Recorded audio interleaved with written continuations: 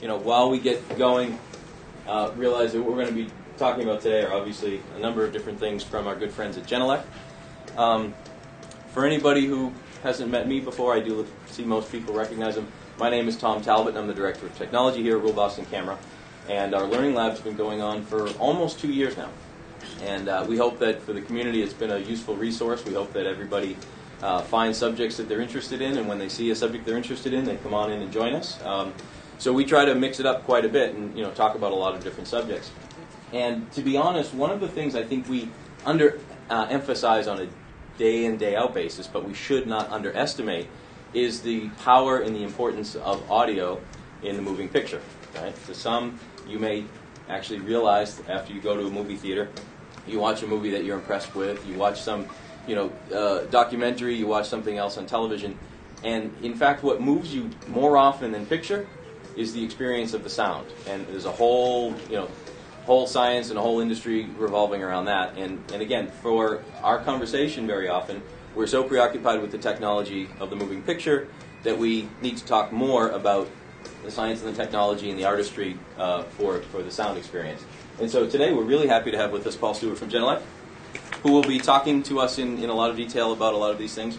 But we're going to hopefully showcase a few different product lines, but also try to get you guys more aware of what you have to do when it comes to understanding the acoustics of a room and getting the room to sound as good as it can. So it's not just about these little pretty boxes, it's about a lot more than that. Mm-hmm. So I'm going to actually step aside and let Paul get started, but I know that we're going to dive into a few different things here today. So thank you. Thanks, Tom. Sure. And I'll be available to kind of switch things. Good, because we'll need that. So a bit of technology here. All hands on deck. Thank you all for coming, and I really do appreciate to have this opportunity and to come down. And my friend Jordan here, you get a chance to share some of his real-world experiences and some of the things that we've done to work together to help get his situation calibrated. I've got a few different products, as you can see here. I've got a PowerPoint, a couple PowerPoints, and I'm really not going to try to drive this through a PowerPoint. I really want to try to do is keep this more open and more communication amongst us all. I want to find out a bit more about what all of you folks do, and share some of my experiences of what I do and how I've helped people out on the road when I've gone to production facilities and helped to get them integrated and fix their problems. And a lot of times, from what I find, is that a lot of times people aren't even aware that they had a problem to begin with. A lot of times you're working and you just hear the sound and you mix and you make adjustments based on what you hear. The question is, was what you're hearing accurate?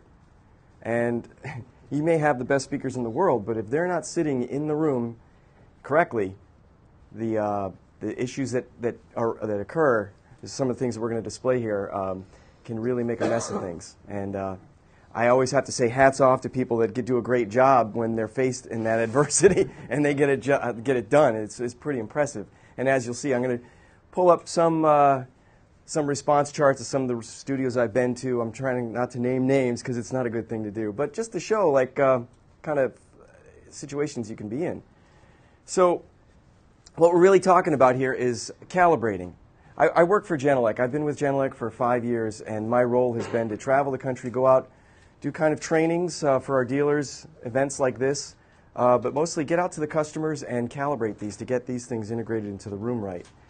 All our products have tools right on the back panel, these little switches here that allow us to adjust the filter depending on the loading that's happening from the position that they're sitting in. We also have technology that's digital that has software and a calibration mic that does it automatically. Then there's just other little tips, little tricks. How they're placed, whether they're on a table or on a stand, up against a wall. What are these sort of situations, how it affects what you hear. And we're going to go through all of that.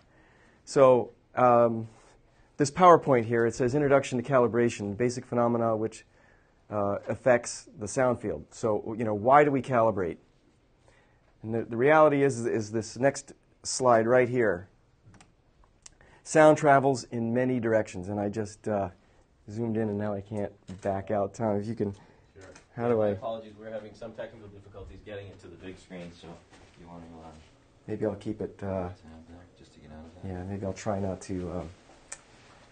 Let's see if I can just do this. Sound travels in many different directions, and depending on the size of the frequency, it's going to be either more directional to aiming the speaker. You aim it, and there it goes. It's heading that way. The larger the frequencies, the more omnidirectional they are. Well, they're all actually omnidirectional. It's just a question of how large, if you will. The larger they are, they're going to be coming out. They're going to hit walls, reflect, and hit many different surfaces that are in its path before it hits your ear.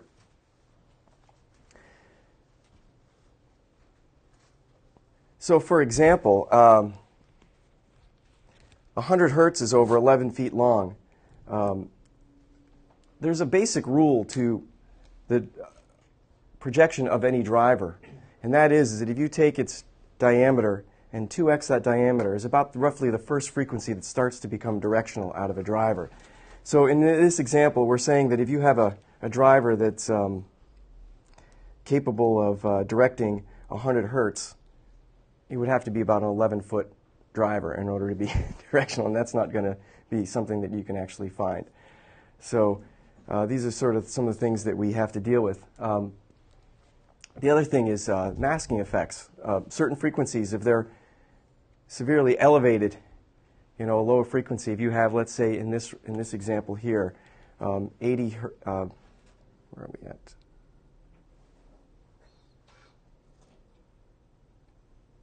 .400 hertz masking tone that's 80 dB. You can see the peak there. It's showing you about how far. And I've got another graph that may simplify this. Actually, let me go to that.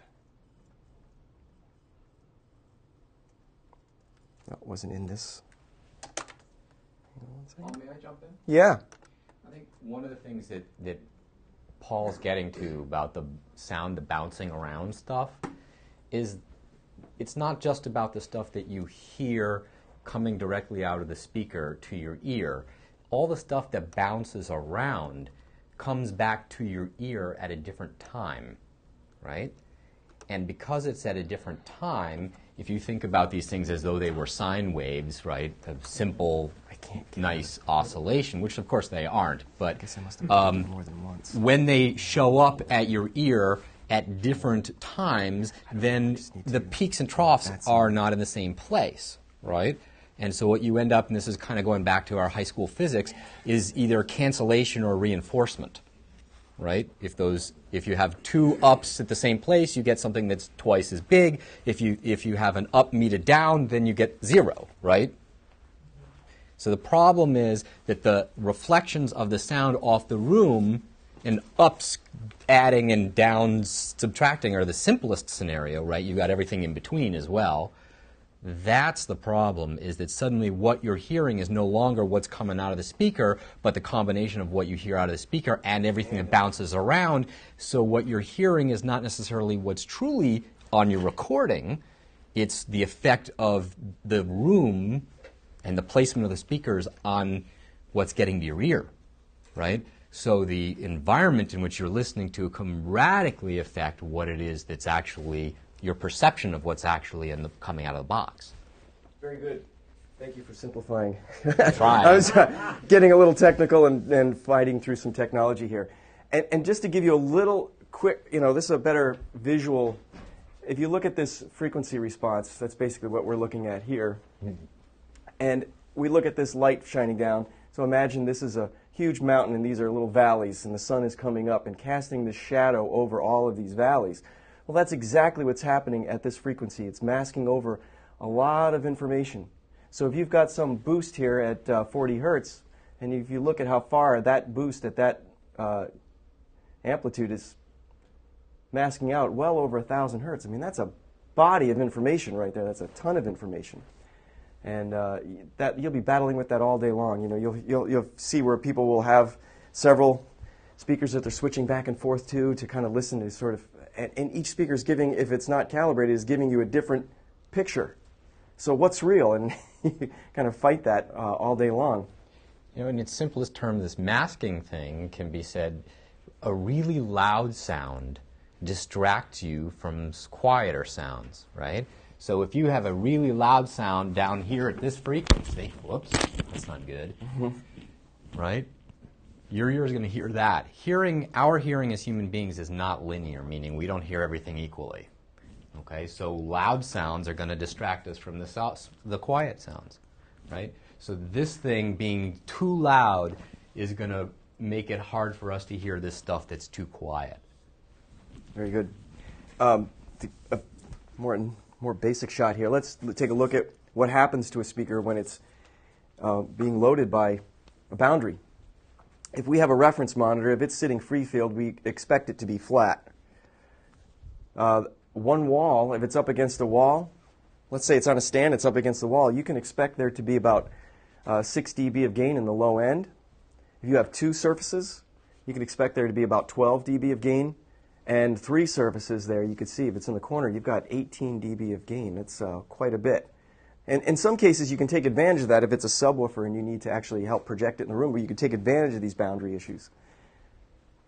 Just as a reference, 3 dB is roughly twice as loud, right? Exactly. So that's just thinking about, well, so what does it mean to have 18 dB of gain? That means you're sort of, what is that, 6, it's not 6 times, it's, I don't know. It's very loud compared, right? Each 3 dB is a doubling, so that's 6 doublings, 600%, right? Right. Oh, sometimes it's the most subtle thing that can open up the window. I've been in a lot of situations where we have these controls, and we can go into more detail a little bit later.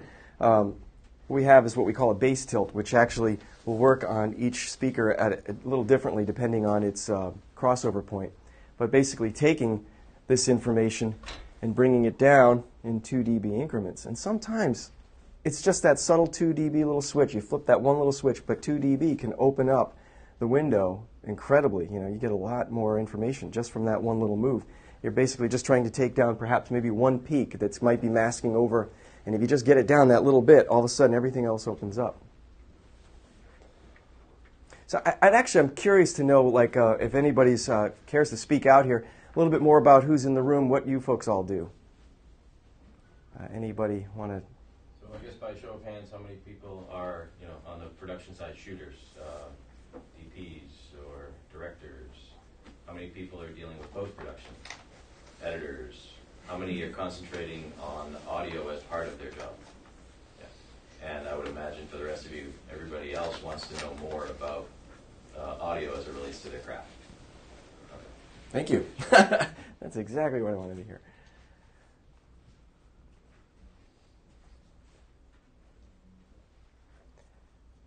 Is there a way to predict that gain in terms of what the frequencies that will be affected? Good. You said it's the low end that gains it, but Yeah, there is some very good predictability, things that we can predict. I could tell you right now a few different things, and I love doing this. When I walk into a room, that's like one of my first things. I'll say, well, before we do anything, I have a feeling that we're going to see either this, or this. Jordan, who I brought in here, and the reason why I brought him, he's a studio owner. He's had 2 studios in town. I've had the opportunity to go in and work with him in both rooms, and I think we did that. Oh, definitely. It was fun stuff. Just go in and say, because we're this far off the wall, I can expect something. You're sitting on the table, I can expect something else. If we're so yeah, I'm going to show you all that. If I could just add one thing. Yeah. As I was hinting at earlier, some of the things that we don't pay enough attention to, some things that we take for granted. When you have an editing environment, you have a computer and you have a computer monitor, which your first instinct is to put speaker left, speaker right of the monitor because it looks pretty somehow, or because you don't have a big table. And I think that what you'll find is that that's not necessarily your best first choice, simply because you have to understand a little bit more about the environment and about how these pieces interrelate to that environment. But as Paulo mentioned, there are a lot of things that the Genelec family of speakers do that are incredibly capable when it comes to getting that kind of layout to still sound amazingly good. Right, and just as an example, why don't we do something right now? We'll play a little bit of audio, and Jordan, if you'll help me, sure. We'll play them out of these speakers, and we'll just move them while the audio's playing. Oh, that's a great idea. So then you can kind of hear. Just going back to his question about why it's the low frequencies, part of it is that the higher frequencies, the wavelengths are really short, so whatever destructive stuff happens sort of right there at the wall, whereas you get, with the lower frequencies, you get the propagation and that reflection, right, which allows them to sum and cancel in a more lower frequencies are higher energy also. That's true also. And so that's why your tweeters and that don't travel as far because they're not as powerful, so you don't get the reflections as much as you would as the low frequencies off the walls. Do you think? In the way of having phase cancellation and well, I think that a lot of that. What that translates to is that that it's like in these guys, which are all bi-amped, you end up having a lower power amplifier for the high end because you don't have to put as much power into them.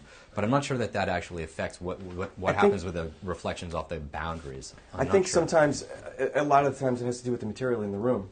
That's clear. What's going to energize certain frequencies, and low frequencies higher frequencies can definitely still have a lot of power in the room. Like just that, you kind of. Your Wi-Fi system is annoying you. What are you hearing? You're hearing the bass. Right. You're never hearing the high end. Right. Because the bass permeates the walls first before the higher frequencies. Right. But if you're in the room and you're sitting in the listening position, you could very well hear more reflections of the higher energies hitting you just because of the bounce. Like just when I did that, I mean, to me, the first thing I heard was some slap. It's because of the hard surfaces. Right. Mm-hmm. So let's play a little audio if we can. Yep. And Jordan, if you just want to push those back carefully, that way there you can get to the 80-30. And what we're going to demonstrate here, hopefully, I don't know, it's kind of hard because of where everybody's sitting. Yeah. So there's Jeff back. I'm sure we have to Okay, stay boy. Oh, we got to switch Coming out of the little guys, which might be easier to move around. Yeah. All right, perfect. Right there. Obviously, they're two different speakers, but just from switching. Change in the highs. Change the height. Yeah, the high end changed. Right. I mean, some of that's directionality, but why is the high end? Is there, or does one have more low end loading than the other?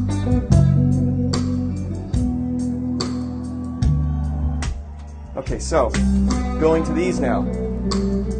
You can hear that low end, right? Start ready? Raise them up. The low end kind of change, right? Yeah. Bring them down. Is it just the speakers or is there some? No, it's just the speakers. What a good question. Playing tricks on you. You can pause, or I guess I just did the space. Oh, perfect. Felt like Nana. But that's reflecting the boundary layer you were talking about, right? And the way when you lifted them up, there was a change. There was a change in boundary reflection, absolutely. It's all different depending on where you're sitting. If you were sitting more immediate here, and one of the things that most people, if they're working on a desk, it's the desk that's reflecting that energy. And what is it reflecting? Reflecting more of the mid-bands. The low ends are probably more from the boundaries of the walls in the room. I'm just thinking also that desk is a big resonator, so once we decouple the speaker from the resonator, it may also be taking the bass down as well. That too. Right. Monitor stands or speaker stands aren't just to give you more real estate to put your papers. It's absolutely true. Yeah, I mean, if you were setting up an install, you'd put these on the equivalent of this desk, you would fill it with sand or something to damp those resonances so that you wouldn't have that hum. Another thing to think about, and I did bring, not enough, but I did bring these, and I will gladly pass them around and share, and then whoever wants one can have. You can arm wrestle for them. We can send more out here. But what I brought are these little tape measures, and these are measured in frequencies. So you've got wavelengths, so you can kind of see, give you an idea how long is 10 kilohertz. So you don't have to do the math. We've done it for you. But there's other things that happen. You were talking about room modes, cancellations, things that happen. Positioning your speaker in the room can have an effect on some of that cancellation. It has probably a lot to do with it. And, depending on the materials of the room and how hard the surfaces are, sometimes these things can show up so perfectly, and like they do today, because I actually did a measurement and I can actually show. If you just did alt tab, Yeah.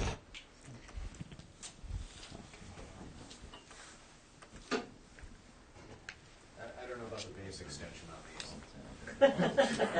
Excellent, thanks.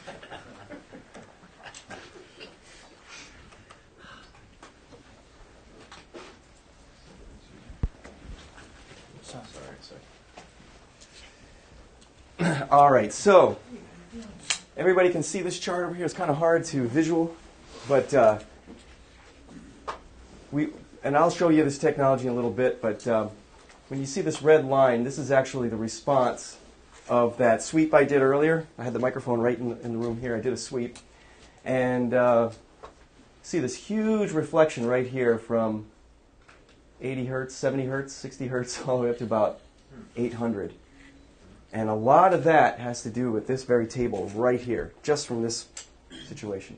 And if you look at where it's elevated, it's up about 6, 7, 8 dB hotter than the linear signal that we're looking for. And that's significant. That's actually pretty bad. But there's something else that's going on, and I was really psyched to see this. We can see this notch here, this huge notch. These speakers go down to about 45 hertz, so you can see where the roll-off actually occurs. But we have this huge notch right here at 50 hertz, somewhere in there. And what is happening there, we're out, let's measure the distance between this wall and the speaker. And we're roughly about 70 inches off the wall. And if I take this tape measure that everybody has, and if you pulled it out that far, you would see in bold, there would be a bold of 48.75 hertz right there. And that is showing a quarter wavelength of 48 hertz. And thereabouts is a cancellation. So that's what this tape measure is kind of showing you, a predicted cancellation of a quarter wavelength when your speaker is sitting X amount off of a wall. And it just happened to work out perfectly here. So this wall is a good surface. Thank you. We planned that. Right. So being out this far is actually not a good idea. And there's only one way to combat that. You had this problem in your first studio. Oh, yeah. Right? And you had no choice. Your studio had your performance area in front, and you needed to be able to get to it. You had a lot of issues. So we ended up moving the speakers on the other side of the pathway, and that really helped. Yep, we moved those. But then what else did we do? Wow, you put in the subwoofer. We added a subwoofer. And we added the subwoofer because it was the only effective way to get the most linear response all the way down. So, and then getting the subwoofer in, that took a while. Oh, yeah. Try to find a good location for the sub. A lot of times it's the logistics of the room that can dictate where things go, and that isn't always the best thing for where, the principles of the acoustics tell you where it should go. But that's a good example. So this is an interesting scenario, and this is what happened right here. And if we go to play these speakers now, I can actually bypass the calibration so you can hear.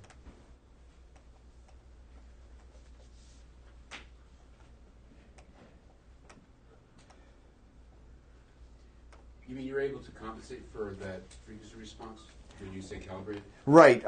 With this system, this is our DSP system. It's a digital system. We have DSP technology built into it. We have software and a whole network system and a calibration mic so that we can actually sweep it and then hit auto cal and let it do, yeah, exactly. And it works it with several notch filters and shelving filters to get to that point. So let's back up this cut. Let's go ahead and play the cut.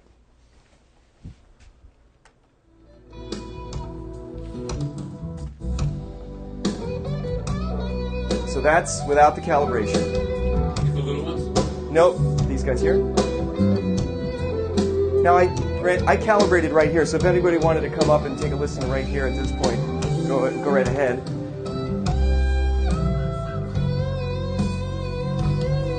Now I'll remove the bypass so we go to the calibrated.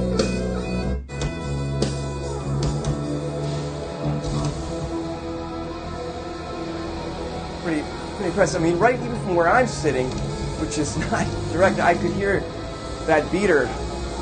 Sorry? Go back to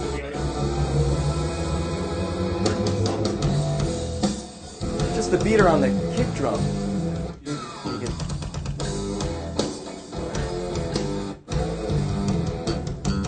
That's that masking thing. Right. Right? 'Cause that beater's really at about 8K How do you fix that speaker placement? What do you do? with a lot of hard work. I mean, then it comes really down to finding the right position in the room and treating the room the physics of the property, either depending upon where the problems are, either with materials on the wall, the foam or whatever like that, that only works with your mid-frequencies on up.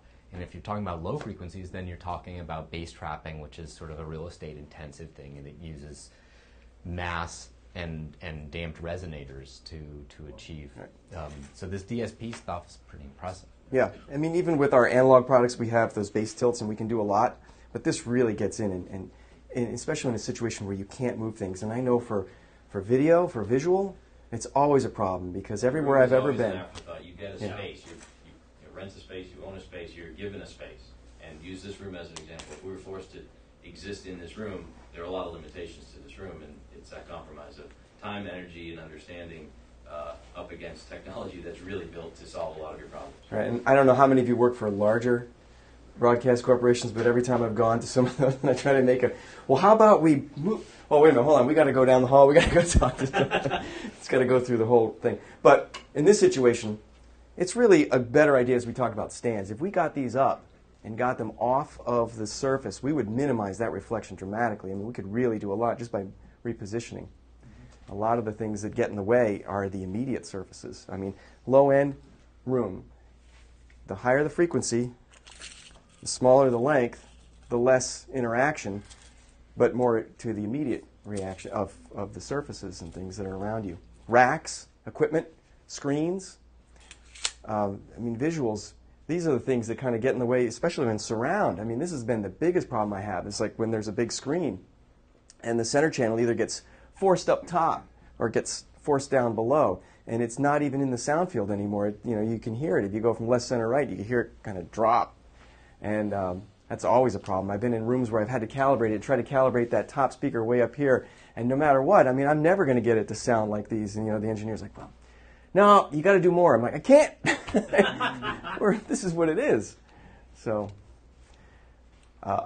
placement has such a lot to do with it. With our technology and with what Genelec has done, especially with these products, there's so much into the cabinet design to help minimize some of these reactions, or interactions, I should say.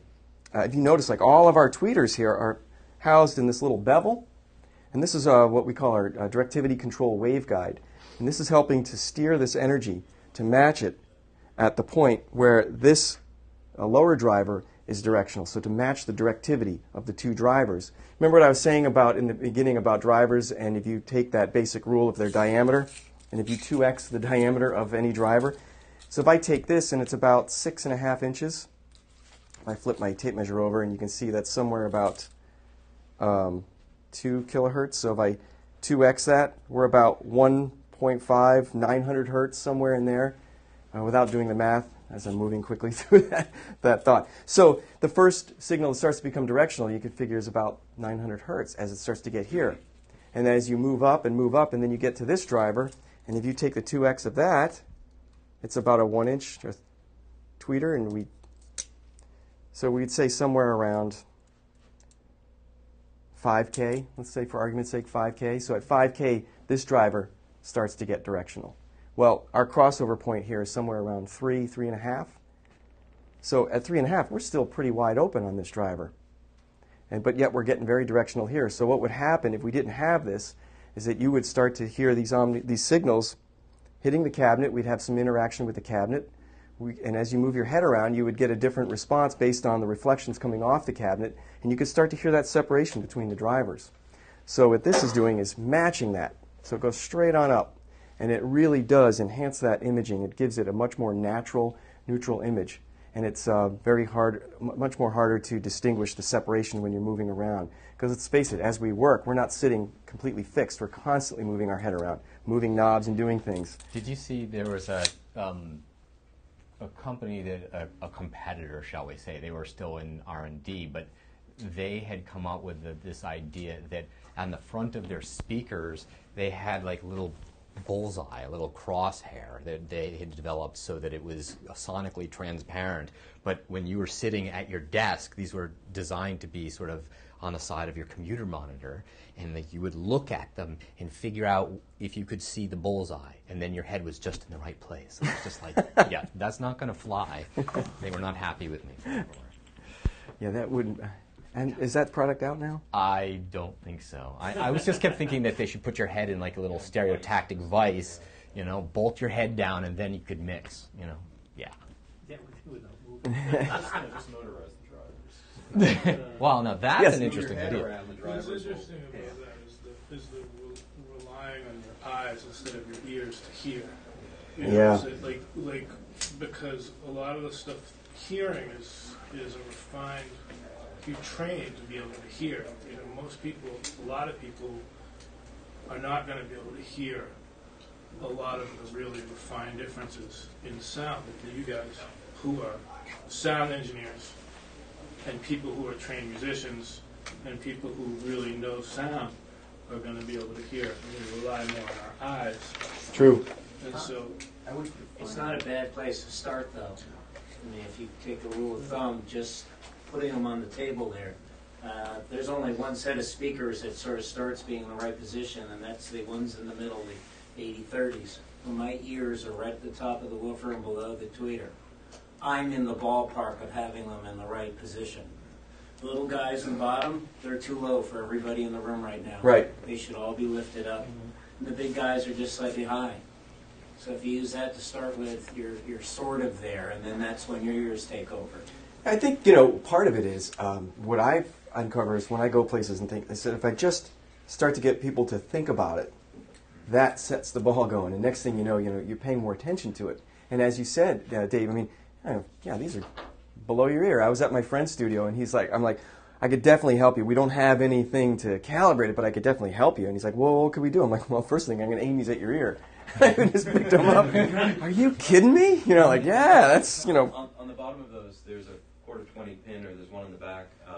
So in terms of being able to mount them, there's some yeah. options. You guys did a great job. You still have them out like that? I don't know if we still have them that way, but yeah, what we realized again, because we're dealing with grip gear for other things, it's a 1/4-20 screw hole on the bottom, and so however you choose to rig the speakers, especially in a kind of I'll call it a low-tech, post environment, where you're trying to optimize for that position, right? If you think about an editor's position in space, you do want to aim for that as the audience. And so however you're adjusting these things, David mentioned earlier that this is kind of the sweet spot. If you put your ears in line with kind of this spot right here, that's going to be a starting point. And then at a certain distance away from the speakers based on the response. Right. And like these little speakers here, I mean, we introduced these a couple of years ago, and these are our desktop speakers. I mean, these are not your average desktop computer speaker, but realizing the importance of who's using it and who's making a decision based on what room they're in, that this is an actual important tool. I mean, we've started introducing these a lot into little Final Cut edit rooms and around places in surround. I was just at a television station down in Florida where they put like 6 of these in 6 little surround rooms, and they sounded amazing. I mean, and these people aren't working on the audio, but I mean, shouldn't we all be on the same page, right? I mean, it's equivalent to how we deal with reference monitoring for picture, right? There's a whole range of monitors that exist. In this particular room, not to shoot it down, it's a consumer monitor and a high-end but consumer projector. This is not the environment that you would want to be doing critical evaluation for picture content. And they make a whole series of professional and broadcast critical evaluation monitors. These are reference monitors in the same regard. And so, although some have a small size and nice packaging, these are finely tuned instruments, and as a result, you need to put them into places where you really need to make sure that you are not doing more harm than good in your decision making. Yeah, there's so many. I'm sorry. It's kind of the equivalent of like you wouldn't put a big window right behind your monitor, Right. Because your picture monitor, because you're going to get some drastic reflections. It's going to wash out your picture. Sound is the same way. An excellent speaker in the wrong place, and it's not going to be an excellent speaker. That's right. I mean, Tune a room for color temperature. The way you illuminate the space, the way light reflects off of a monitor. Those same kinds of practices are applied here as well. And it's tuning and adjusting and calibrating and understanding the space and getting that baseline set up so that the experience is predictable and very accurate. it's interesting. I was down, like I said, I was in Florida a few weeks back and talking to some of the engineers down at Disney. And one of the guys, this is interesting, they just built a new cruise ship. They had to go pick it up. and Tow truck. picked it up with a tow truck. He went to Germany to go pick it up, and I mean, when they build these boats, I mean, they've got production rooms, because they're putting on shows, so there's actually people doing production work in the boat. So he's working in a newly made production room, and the electricians are still working on this and that while the boat's sailing to where it needs to, come back to the States. He did his mix. When they got to whatever island it was, the temperature was different, and the mix was different. Just because of the temperature of how cold it was in Germany to when they got there. So, I mean, Imagine grounding must be an issue in a ship. Yeah, right. There is no ground. It's truly a floating ground. Yeah, if you think, go ahead. I think knowing where your ears belong in the relationship with the speaker is really important for people who might not find it by hearing. Like what he said, that you have your ears in between the tweeter and the woofer, so that you're getting that full range of sound. And a lot of that also depends on how close you are to the speaker, so that, if you're where he is or you are, then that's less critical. And obviously, if you're in a desktop situation where you're 1.5 feet from it, then that becomes really important. Yeah, I mean, with all our products, we have a little setup guide that comes with them, and we talk about where the acoustic center of the speaker is and what switches you might need to switch depending on where you're located. We also, have like a recommended, avoid this or that, which is why I'm here. But I mean, all of these things, and the tape measure I gave you, if you just take a look at some of the lengths of these frequencies and kind of imagine, okay, what frequencies come out of this driver, and what come out of this? And if it's sitting somewhere, then if you look at the wavelengths, you can get an idea of what might be reflecting and what might be hitting. I mean, it's a cool tool, but you may not need it. But if you take that first visual of it and then you get the idea of it, and as you look at your room and what you mentioned, the glass. I mean, glass and behind the speaker on the side can be a problem too. If it's depending on how it's angled, can be a real problem.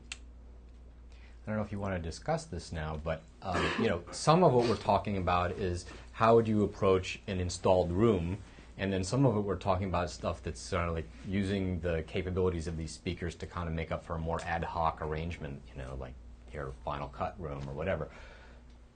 Particularly germane to the installed room, but also helpful as you start thinking about these ad hoc things, is the essence of Paul's job at Genelec, which is to come and install these things with you and troubleshoot them, so that not only do you end up in a fixed installation with something that works, and that he has the expertise and equipment to then go beyond sort of the install guide, but then as you start thinking about ad hoc spaces, having gone through that process with Paul teaches you something about what you need to be thinking about, so that when you take the little guys and you're just in a sort of cubicle cutting, you can start to think in a more concrete way about, how far am I from the walls and the height of the speakers and stuff like that. So I think that the support that Genelec as a company provides, largely through Paul, is invaluable. And I'm only wishing that SSL. I can say that on camera. But it's a brilliant service, and it really makes these monitors elevates the value of these monitors in particular. In a practical sense, if, let's say, you've got your studio set up with your speakers where they have been, and you're editing in this room, and the editor is sitting in a certain position, you calibrate for that position, he does the edit.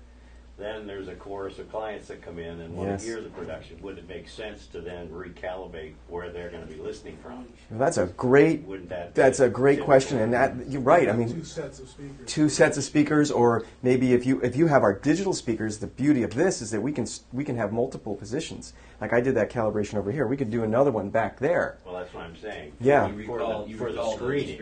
We can recall them. I've got rooms where we've put the producer sits up front. You've seen those old style rooms. A lot of people are kind of getting back to that because we now have these big projection screens. Set them up front. There's a studio I did in New York where I've got the engineer had his own set of left, center, right here. Producer has those, and they shared the rears. And using the digital technology, it was a quick key away to retune the rears, shut off his, and turn on those, and boom, and then back and forth. Yeah, think about like a client review session where you as the editor have that calibrated position for you, so that you have made this piece that is to your liking, and then your client comes in, sits on the couch, and you just flip that switch because you've already tuned a position of the Right. couch, That's and right. they experience what you've edited. You may not experience quite as good as the editor, Right. but you're not at the point where you're trying to do those creative changes. Yeah, So and being able to do that with the DSP system is a really, Really nice way great. to go. I mean, it's That's what I'm saying, definitely. you wouldn't need another Oh, set of no, speakers. it's You such a could- compromise. I've been in those rooms where you've got not only that, but like the producer table. So now they got this reflected surface, and then, everybody's talking about, well, why don't we split the difference? Split the difference of the direction of the speakers so that they're kind of aiming in between the two. Well, how is that helping the engineer? It's definitely, there's some challenges out there. Actually, if I can add something, I'm David Henderson. I've been the Genelec rep in this area for 30 years, ever since I came to the United States. I've witnessed a lot of Genelec sales, and the merit of science in sales comes down to the fact that there are a whole bunch of really great engineers who have created a palette of Genelec solutions based on the size of the room. And if you take a pair of Genelecs out of the box and put them on the table, you are 80% better than you were before you had them. So I want to amend a little bit of the comments of troubleshooting. We don't want to use that word trouble. There's no trouble at all here. There's an opportunity. We've walked into many spaces, and the guy is just overjoyed on how great it sounds. And we do our little 20% stuff. That speaker's not behaving at all. But he is so happy because it just sounds better than whatever he had before. So the difference we're talking about today is making a good speaker sound better. accurate and great for your space, where you're sitting, where it's sitting in the room. But the craft of those speakers up there, and there's a reason why they all look alike, because really the only difference between those speakers is a little lower and a little louder as you go. So you decide what you're hearing, if your dialogue's important to you, if music's important to you, but we'll deliver a good speaker out of the box. The difference is making it great. Yeah, that's great points that you made, Dave. I mean, Genelec, you've been around doing this for 30 years for Genelec, and Genelec's been since 1978. That's when they started manufacturing speakers. And the type of product that we make are active loudspeakers. Everybody heard that term, active? Well, it's an interesting point because back in 1978, if you said that, you'd say, what is that? And how many other companies are making active loudspeakers? And there weren't. There were a couple, but there weren't anybody that was really pushing it into the professional world. There was some hi-fi out there. And what is active? Does everybody get that? We can, suppose, show a... I can get to it. It was right there. That's amazing. What do we have? We've got our low voltage signal coming in, the line level signal coming off of our whatever we're playing into an electronic crossover, distributing out the frequencies out to the amplifiers that are then directly coupled to each driver. The more typical way of doing things, the passive design, if you will, would have been your higher voltage signal coming into your crossover, which is then going out to the speakers. The amplifiers are back on this side. So the crossover would have been sitting over here. And the problem with that sort of older style technology is that, you're working in a professional environment. You're turning up volume, or throughout the course of the day, components heat up. When you're turning things up, though, things get hotter. And the components on that crossover start to change. The characteristics, the fundamentals of all that start to change, which is eventually going to affect the sound of what you're hearing. So this is a system. Basically, we have an amplifier that was designed for each driver. We've got a crossover that's been finely filtered. The filter has been finely tuned so that we have exactly what we want. And then we have our controls on the back to calibrate. We have protection circuit to protect all of the components. So we really designed back then and today our products for professional use that are designed to not go down, that will work for you throughout the course of the day, 24 hours a day. And that's important. I mean, so for all of these years, they've been taking it that step is, this is it. We make speakers. We make reference monitor speakers. And to that, I have to say, I've been with the company for 5 years, and it has been amazing to work for a company that just focuses their attention to, it's not about, we need to build a cheap speaker. We need to build this speaker so that everybody can have it. No, we need to build a speaker so that everybody has accurate monitoring. Actually, when Genelec started, there was a model that was the next size up that's not here, and that was the smallest Genelec, and everybody thought it was great. Yeah, this one here. And then that one, the biggest one you see in the room, came out, and people went, no way.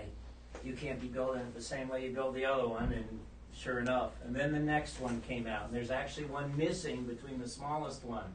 And as it got smaller, people were sure that Genelec had shortcutted and prostituted their technology, and that it was a single amp and a crummy Chinese crossover, and no way, you're pulling the wool over our eyes. Well, now I got the little 6010s, and that is a true bi-amp, 20 watts on the top, 20 watts on the bottom. There were 2 amplifiers in there. The only thing is it got too small to put an XLR connector on it. But other than that, Yeah, the way and then- it's built, it's the same as the biggest Genelecs. And add to that, this dome here in the middle is the accompanying subwoofer that goes with it. As you can see, it's a little down-firing sub. It's got surround inputs and outputs here, and a little volume control. So for a desktop solution, the subwoofer goes down to 33 hertz. You add the 2 speakers, you have a full-range system for your computer. I mean, That's the system we actually have set up in our showroom. And it's amazing, too, how you can run it with or without. And again, the crossover point's about 85 hertz. Yeah. Right? Certainly when you're doing a lot of work, you want to be able to use that stuff to get down to, which is at 25, 33, yeah. You know, because you'll get all that bass response.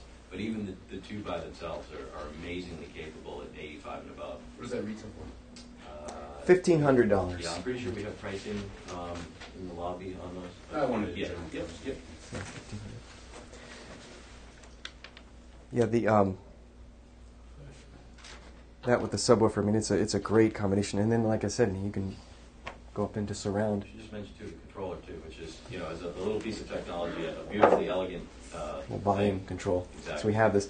I have a picture of a machine room, another station that I was at, where they actually put them in the machine room and mounted them to the rack rails in the hallway. We do have a lot of good mounting options. So all the speakers have the same architecture for mounting and accessories for that.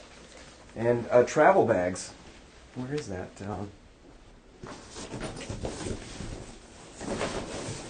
binocular case for the little speakers. You can bring them with you. You know, another thing, too, just to mention, and I was always skeptical when it was mostly in ignorance. When I thought about using a laptop or a desktop computer with a mini jack, a stereo mini jack, going out to feed as a source to that.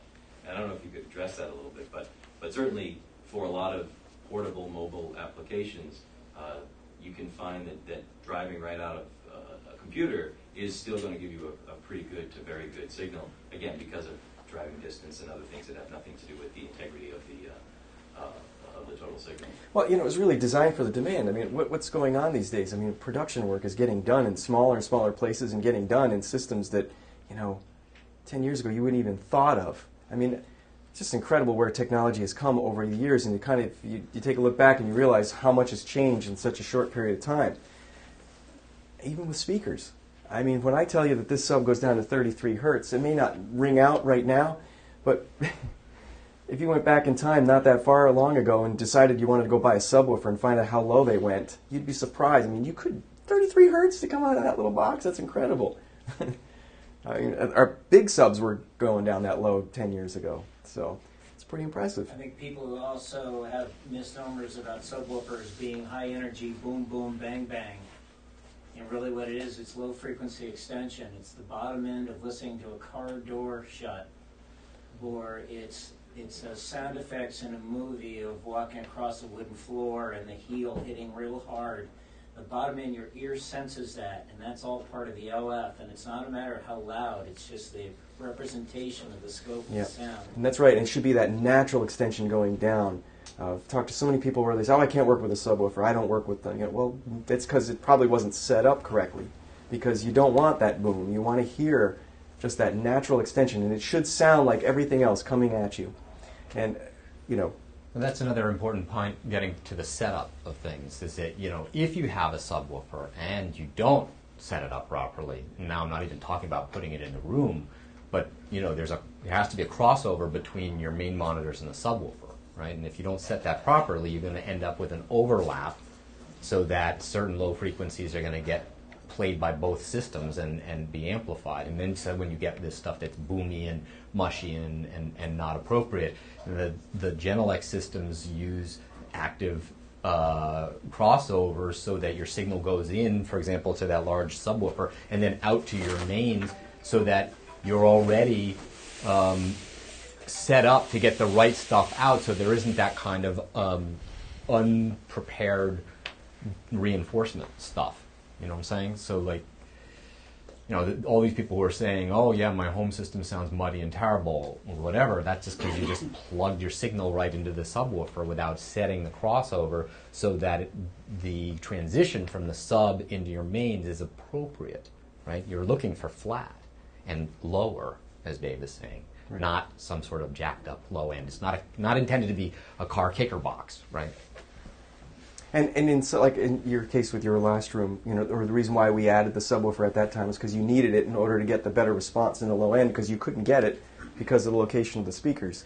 Yeah, and also because, you know, the low end drivers in your mains work hard to put out that right, high, that low frequency. So it improves and if the you can efficiency. offload some of that into this driver that's designed for that low frequency and leave the sort of mid frequency in that in the main low frequency driver, then there's greater efficiency. Each driver is operating more in its happy zone, and you end up with something that's more linear and stresses the drivers less.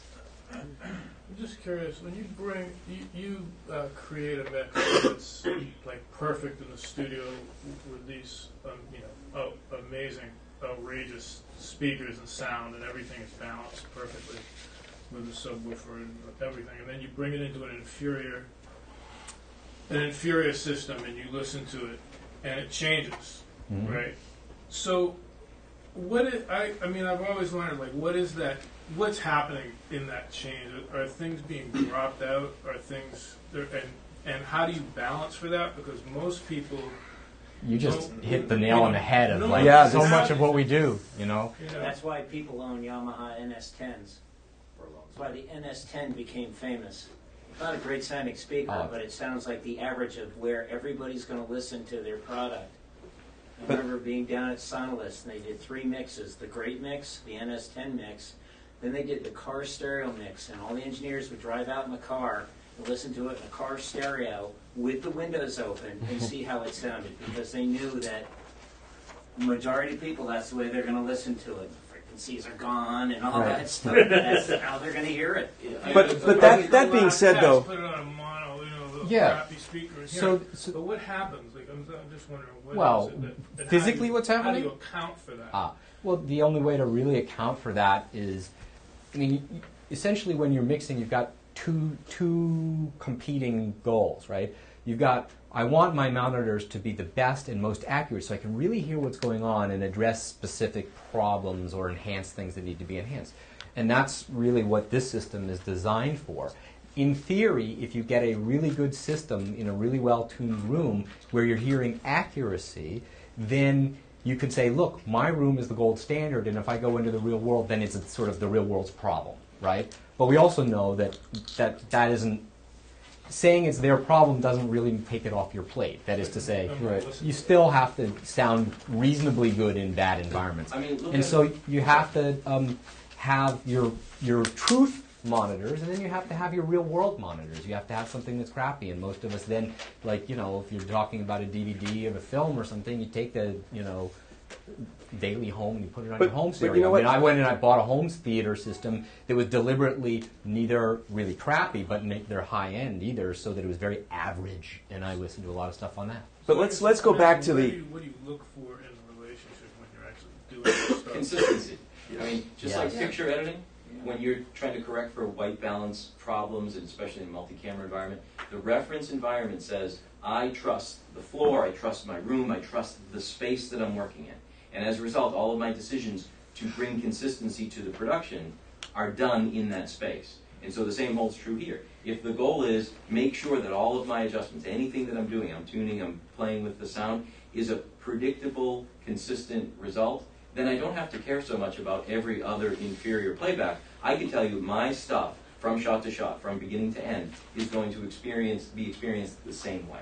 And that's the issue. I mean, if you can achieve And that, then you're going to test it in other crappy places too, Right. just to make sure that the decisions you made fly for those crappy environments. But the bottom line is consistency. But we got to go back to the content. What is it that you're producing? Because if you're making a movie, you're not going to center your attention around a little playback system. You're thinking, no, this has to be perfect. I was going to add to the mystery of what you're talking about, like how do you figure out, you're working in your system, you take it to a different imperfect system. I think what you're looking for in your room is a smoothness. Let's take the example of that big peak at 80 hertz, and it's creating an overshadow, and you're not really hearing what's going on between 80 and 800. You get a problem at 300, you can't hear it in your room. And maybe that flaw gets revealed somewhere else where that big peak is. And it does. If your playback system is smooth and you can hear everything that's going on, when you take it to the outside world, you may not hear a perfect representation, but what you've done is you've had a good enough look that you've been able to smooth everything out. What really pleases the ear, and this is why in England they call them balance engineers instead of mixing engineers, when you have an appropriate mix of all the frequency spectrums, nothing's sticking out, nothing's missing, our ears find that very pleasing. If there are little differences in other people's rooms, or even big differences, as long as you put in a decent, smooth mix of everything, it's going to be portable to the rest of the world. If you didn't stick anything that was sticking out at 400 hertz into your original mix and you could hear it, if there's dips and peaks and valleys in other places, it's not going to be just weird cancellations. It's going to sound smooth, it's going to sound different, it's still going to sound relatively smooth. the other thing too is take that as a baseline for the creative, right? We always talk in technical terms about getting things flat, getting things even, getting things steady and consistent. The reason why you do that is so for punctuation, for creative reasons, Exactly. I'm going to hit Lenny in the face with sound, and he'll be like, that was unbelievable. Right. You know, if I think I'm supposed to be flat for everything, we're not talking about creatively, we're talking about technically. So realize that if you're flat, then you can do all those manipulations that are creative. Very simple. The simplest way I could put it, I went to the eye doctor the other day. I got one eye that's worse than the other. So I had to go get prescription glasses that I'm not wearing right now that allow me to see more clearly. And it works amazing. Now, if I was an artist, I mean, would you say I'm going to paint without my glasses? No, I'm going to put them on. So I have a much more, to allow the creative part of your job be what that's supposed to be, the creative part. When you just feel that, you're turning an EQ, you're not thinking, I'm going to boost 80 hertz. No, you're moving until it sounds right to you, period, and it's done. And, you've created your art. And, how it translates out there into the rest of the world, if you have a balanced system, like you said, and if you've done your work, it's your art. It's there.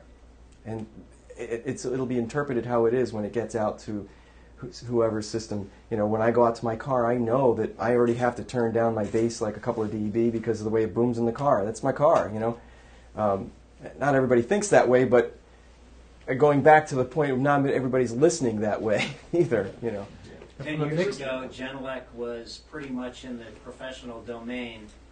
Genelec grew to dominate Hollywood in terms of all the sound stages, and they got renowned for their the ability to reproduce speech as well as high definition volume or whatever.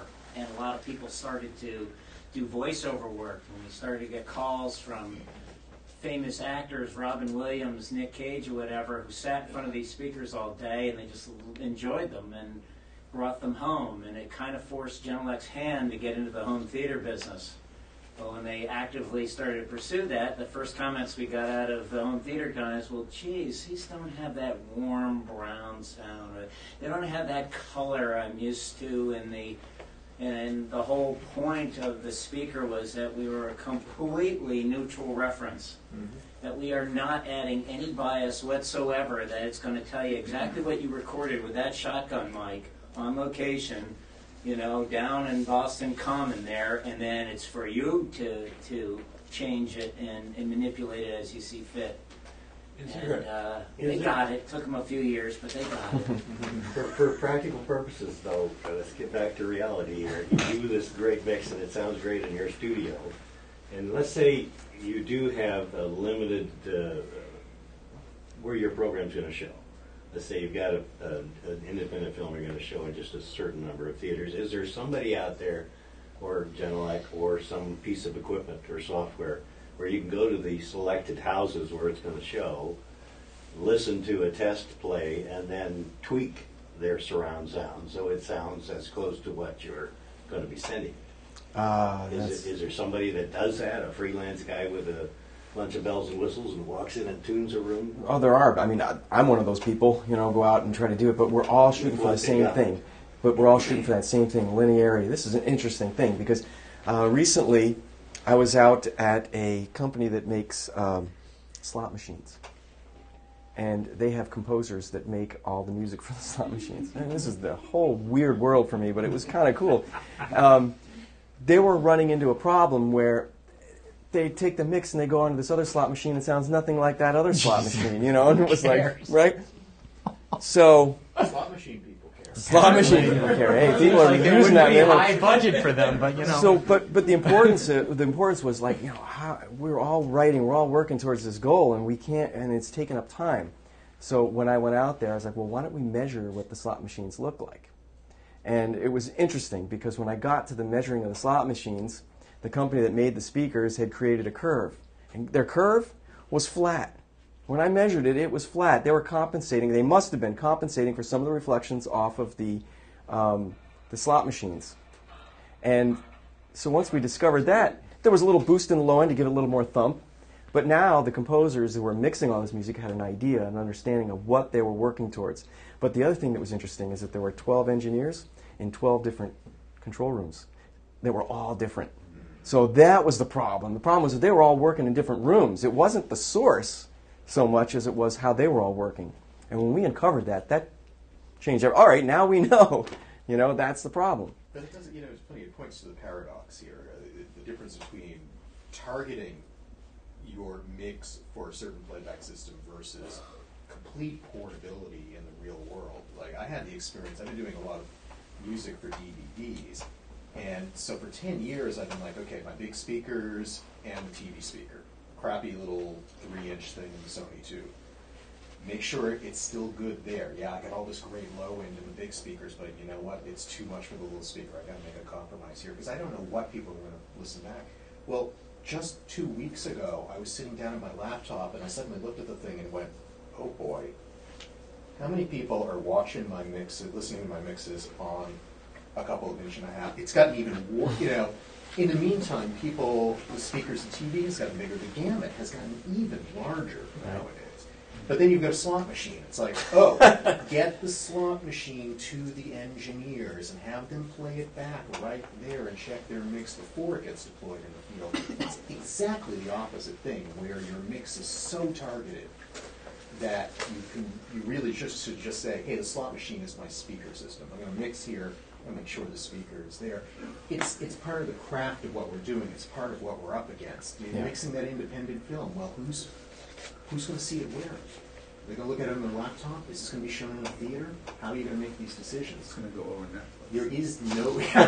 There is no right one answer. But to get back to what these guys are, what I was saying earlier, is that if what you're listening to is smooth, the portability is much better to all systems.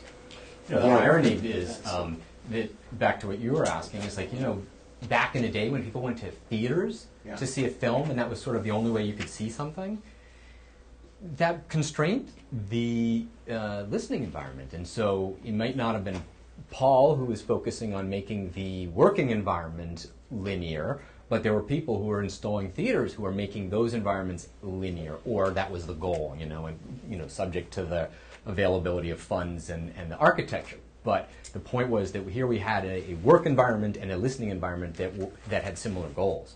Now you get into what you're talking about, whereas it's maybe a laptop speaker, maybe people's home theater, maybe earbuds.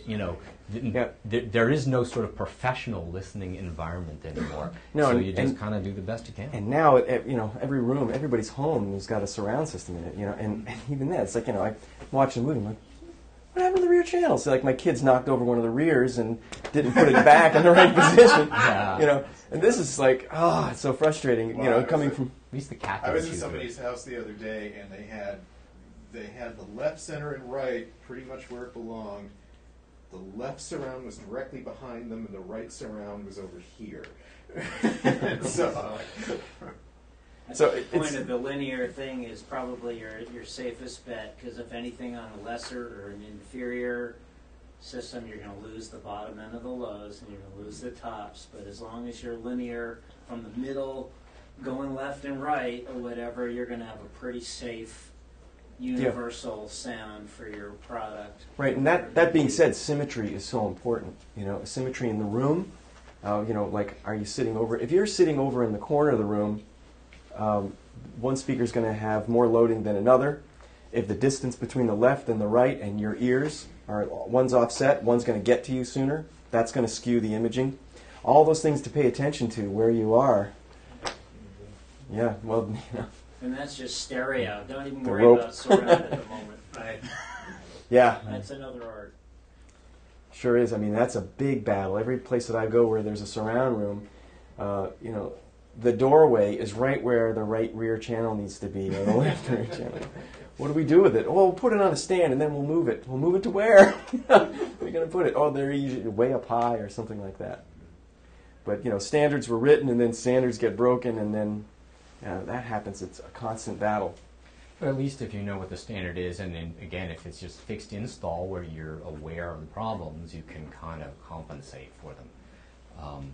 But if you don't have any idea what those standards are, then you're really blind. Yeah. And I think since we're talking about, you know, new delivery mechanisms, the web of all sorts and all kinds of other things, I think the other reality too is for a spectrum of products, not everybody is going to a finished mix session. Not everybody is hiring professionals to be able to get to that point where for theater that experience is, you know, unbelievable because it's been, you know, put into the process and budgeted for and everything else. And to that point, we have to kind of accept the fact that just like you would do when you're doing picture editing, if a shotgun microphone came into the frame, I'm not going to leave that in my shot. I'm not going to leave that in my cut, right? The same with sound editing. When we're responsible for more of our sound responsibility and we're taking all of this stuff, well, if I have to introduce a nice clean noise floor to compensate for different source elements, right? I want to be able to hear that some don't have it and some do, and I want to be able to have enough knowledge to be able to help that along. And that's kind of what we're talking about here today, is that, you know, these products allow people who may not be sound engineers, who may not be,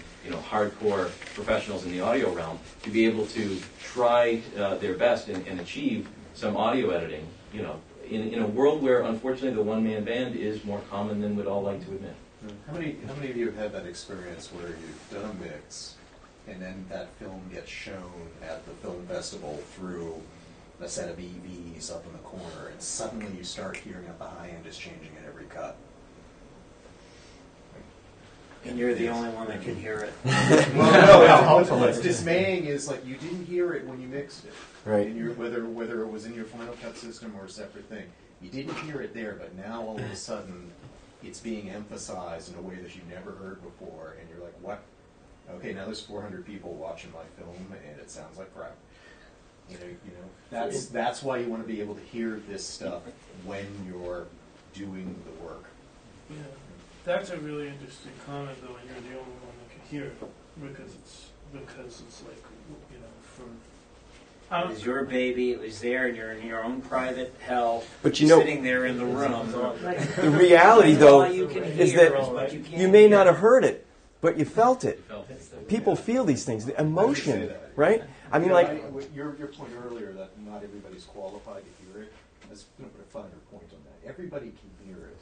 Not everybody knows. They don't notice it. Well, they notice it, but they don't know how to articulate it. They can go, "Oh, that sounds really good," or that doesn't sound so good. I'm not responding to that. Hurts my ears. Or worse yet, not even that articulate. Maybe it's just, I didn't like the film that much. You know, there's something that just didn't grab me about it. Yeah, you know? exactly. I mean, as a filmmaker, that would be your worst nightmare, right? You put all this time and effort into it, and just somehow people come away feeling like, eh.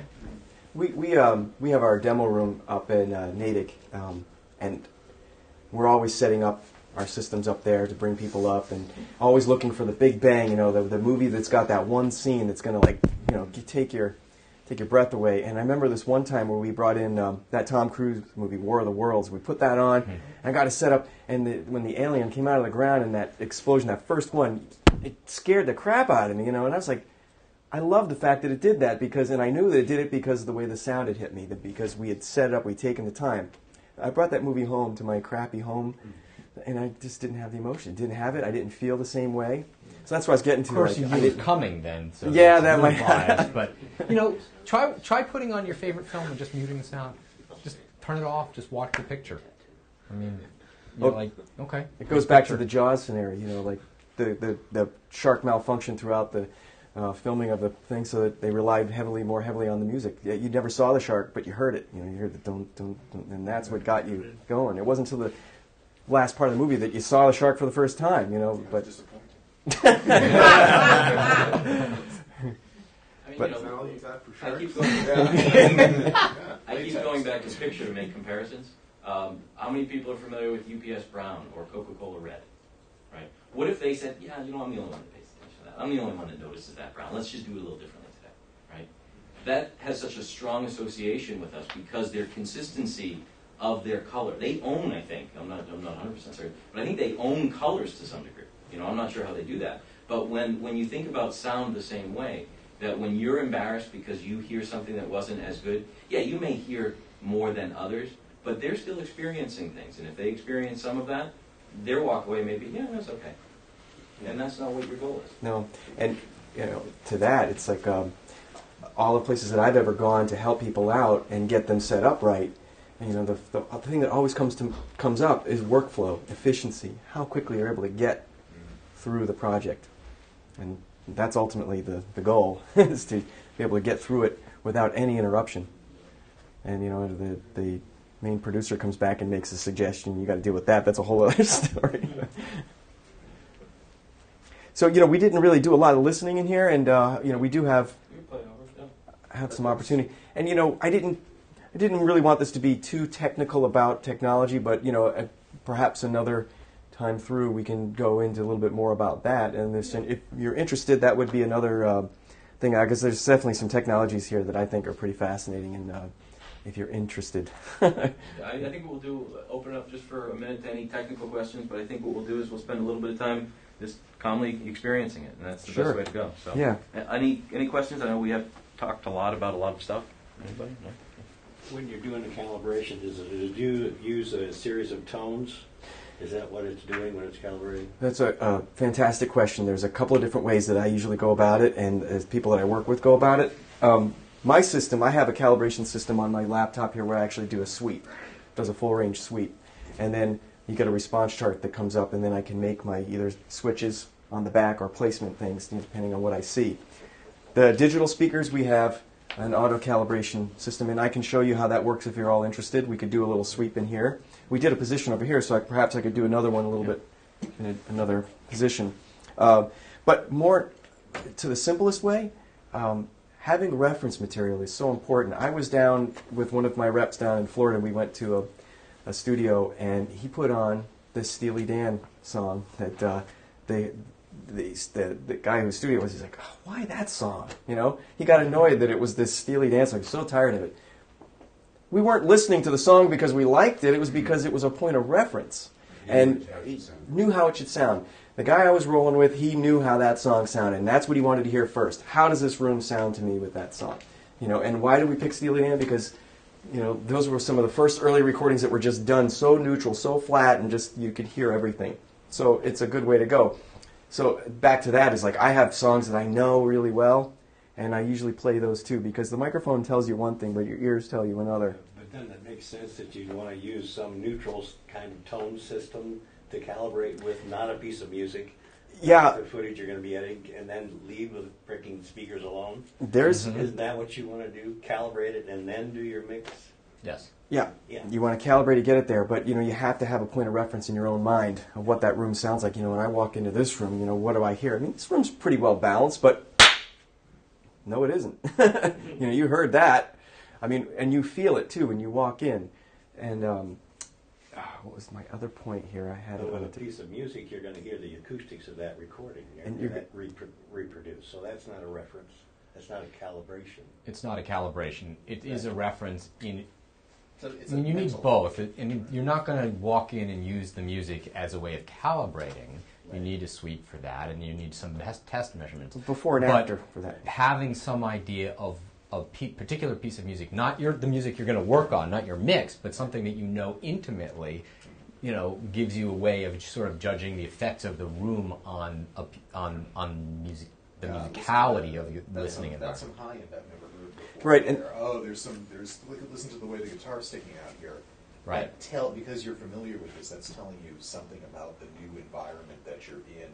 Test tone can't do that for your brain.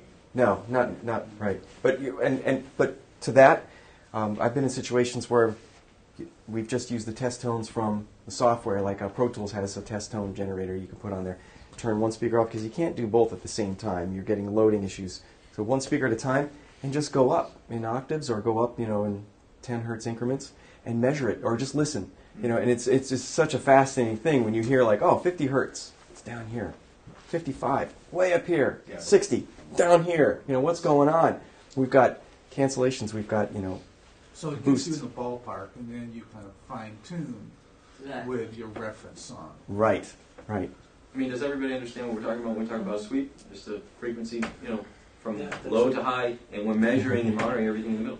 Right? So that's what we're talking about. With a single tone, we think about a 1K tone. That's a single frequency, and that's only doing so much for us. So the sweep is allowing us to measure across a whole range of frequencies in the environment. Right. What kind of microphone do you use? Oh, good. It's an omnidirectional calibration mic. Actually, we build this microphone. It's a Genelec mic, but typically you're just looking. There are mics that are out there specifically designed for measurement.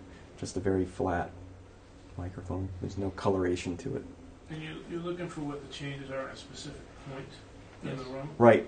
So you can Yeah, I mean, we try to compensate for everything that's not going to help you at the reference point. I mean, you can set it up multiple times and analyze in different positions and try to get a sense for how to fix it. If I've measured it in one space and I see a drop off here and I try to compensate, then I measure in another space and I've introduced a new drop off. Maybe you're doing this kind of back and forth a little bit, or you're setting up multiple microphones. I They did do sometimes with optimize the it interface. for a sweet spot. Right. And I did a position right here earlier, so let me see what I can do. Maybe. Hold this right here. So Bose home Is products. that going right into the laptop or through something else? Yeah, it's going into this little box. I guess I could explain that a bit. We have this little network box. This is a sound. It's got a sound card in here. Mic pre travels into the USB port of the computer where the software lives. We have a network cable that then goes out to the speaker and then chains to all of the speakers. So this is for our DSP digital product. This doesn't go with all our products, but I can then show you how that works. Okay. So this was a calibration that I did earlier. We were looking at one of the response charts. This was further up into the room, closer to the speakers. And you can see here some notch filters that have been applied. If you go back to the frequency chart, you Well, can see what it had to compensate for. Wouldn't people being in the room completely change the acoustic signature? To certain frequencies. Certain things, it could be minimal, or it could be, depends on the size of the frequency. I mean, the higher the frequency, my hand is definitely masking over the higher, but the lows sound the same, but you can hear the difference, We have that effect.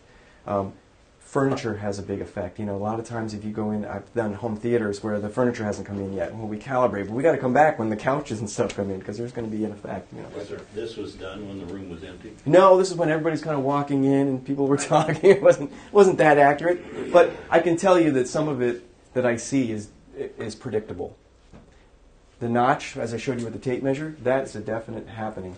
Those frequencies come back, they hit the wall, they come back, and a quarter of it is 180 degrees on top of the other. It's going to do something. We also have an effective boost because we have reflections coming down, hitting the table.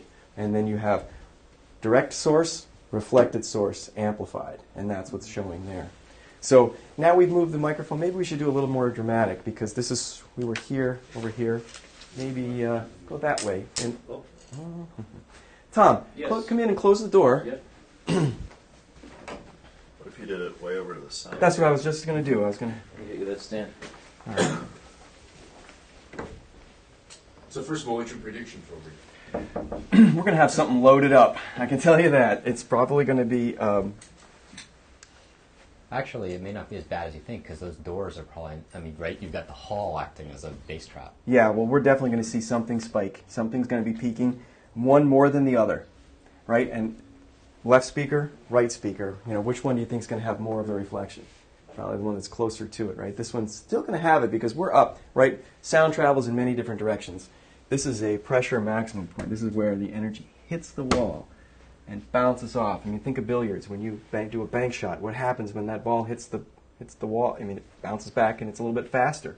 So we're definitely going to see something there. So this should be interesting. So let me create a new file. Does this come up with a different curve for each speaker? Yes, it has to, because each speaker is in a different location, so it definitely has to. I would imagine that drastically improves imaging. Absolutely. I mean, if you're sitting closer into the area that we're right there, right where that microphone is, and I hit bypass, you will notice the imaging just change. Which speaker is closer to you is going to be louder than the other. Are we switched over to C, the third switch on the back there? Yeah. Okay, so I'm just going to run a sweep. You'll see it count down 5 seconds, and then we'll all be quiet.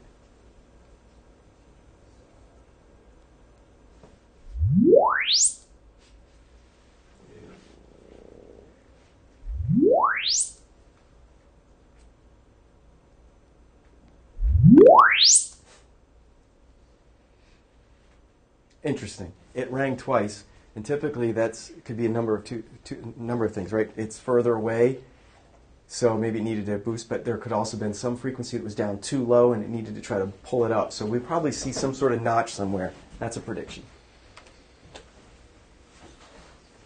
So as this is scrolling, you're going to see 3 lines appear. There'll be the red line, which is the sweep, the blue line, which is the EQ, and the green line is the target of trying to get this as neutral as we can. So we are working on this speaker right now, the left speaker. And yeah, we got some peaks. My gosh, look at this. At 150, we're up almost 15 dB, hotter than some of our other.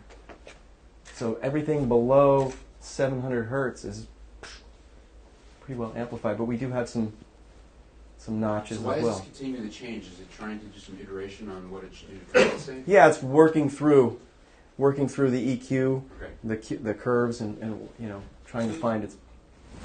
The speaker's not going to compensate for all the problems and smooth out the response, like right. he was talking about. Exactly. That's what we're going for with the speaker. So, and here's the right, and it's.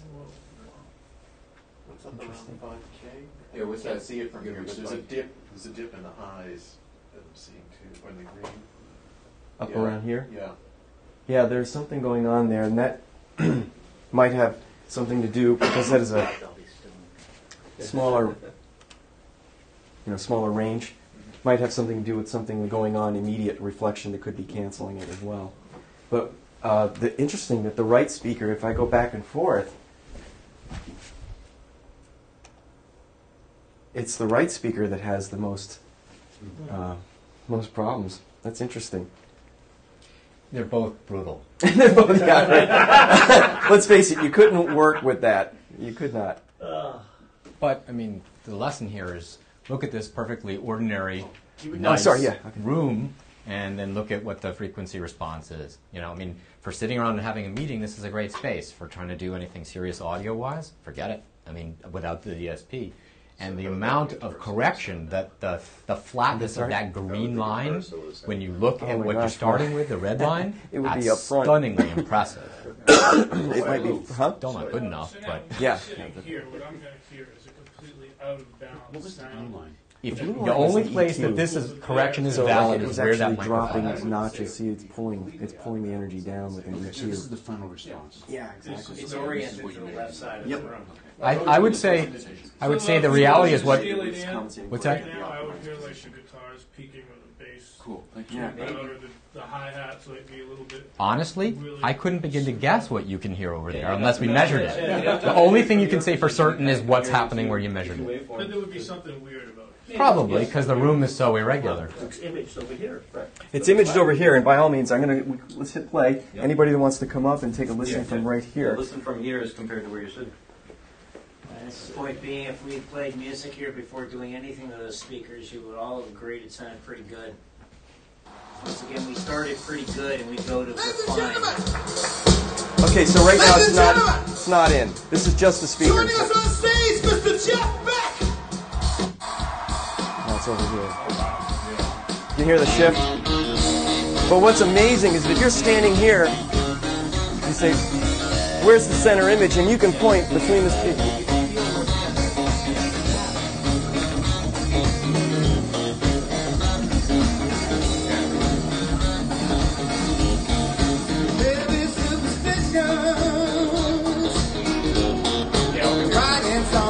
Right. Now if I kick it out while you're there, feel that loading. I just bypassed all that calibration. Yeah.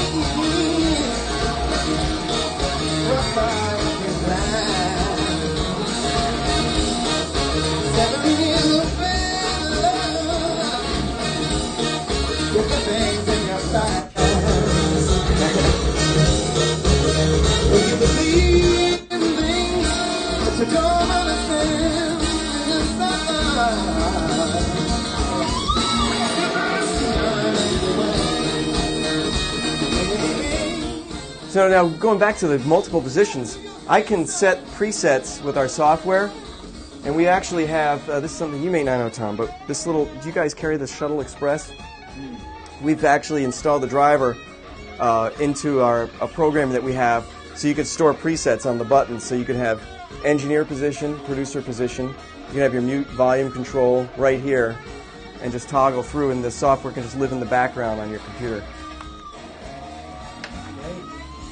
The thing that was always most impressive to me when you think about editing is that anybody who walked up here may have started to experience it. Where your eyes start to go is to right between those two speakers. So when you're thinking about picture editing, you're thinking about panning, you're thinking about things in space relative to the picture, you want to be able to have that imaging happen at your spot, so that when you're making those adjustments, if I have the guitarist off to the left and I want to actually finesse that audio to really emphasize that he is to the left of where I'm looking, I can feel it in space, and that's pretty valuable.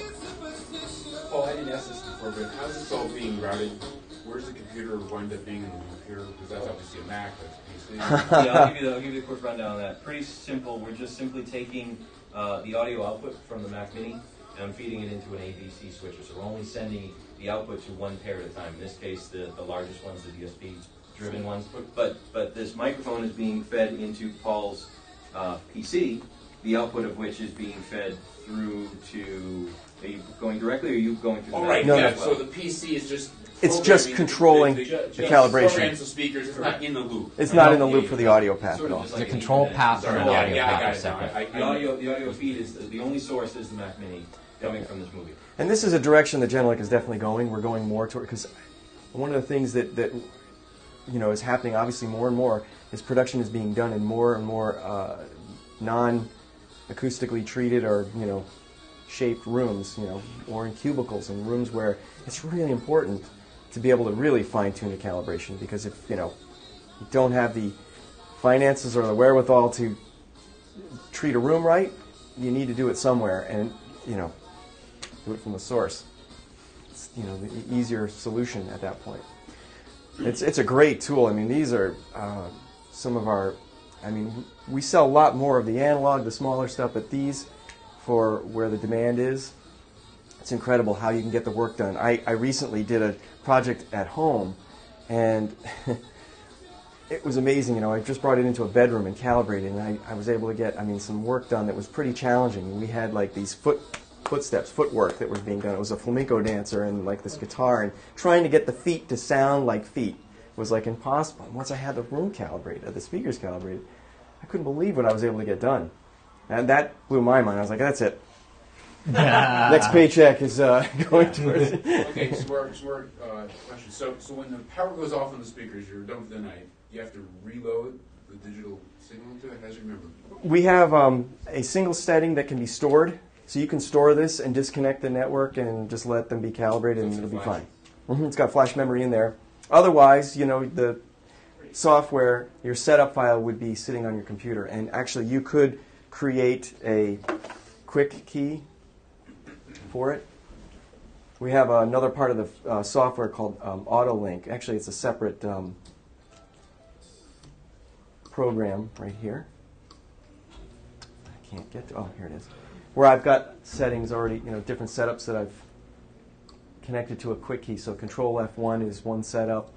So if this is sitting in the background, I can just call it up by Control F1. Of course, I'm sitting on this window that I can't get out.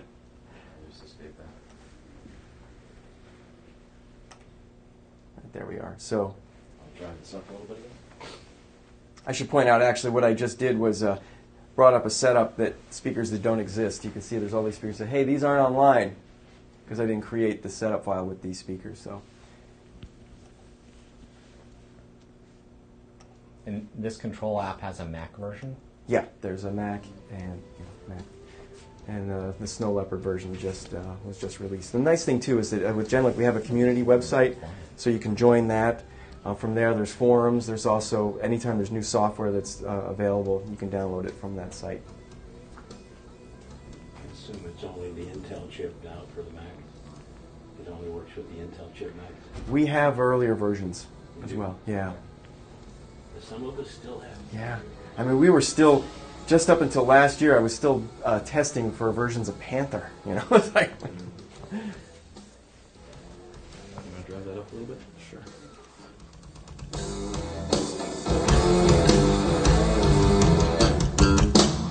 I want to know who the bass player is. She's killer. Yeah. This is still back. No, we're actually back to here.